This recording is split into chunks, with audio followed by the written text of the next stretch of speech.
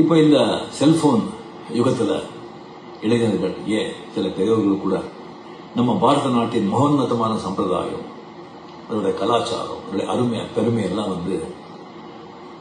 அவங்களுக்கு தெரியாமலேயே அதை பற்றி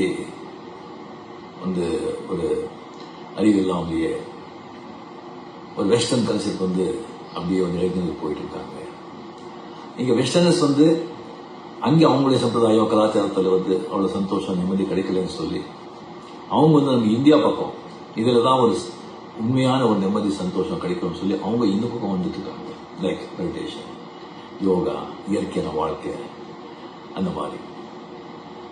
ஸோ நம்ம பாரத நாட்டின் அந்த மகோன்னதமான அந்த கலாச்சார சம்பிரதாயம் அருமை பெருமை எல்லாம் இளைஞர் மக்கள்கிட்ட போய் சேர்க்கணும், அந்த விழிப்புணர்வு ஏற்படுத்த வேண்டும் அப்படின்னு சொல்லி லதா அவர்கள் இருக்கிற எல்லா முயற்சியும் அந்த ஆண்டவன் அருளால வெற்றி அடைய வேண்டும் என்று நான் வேண்டுகிறேன்.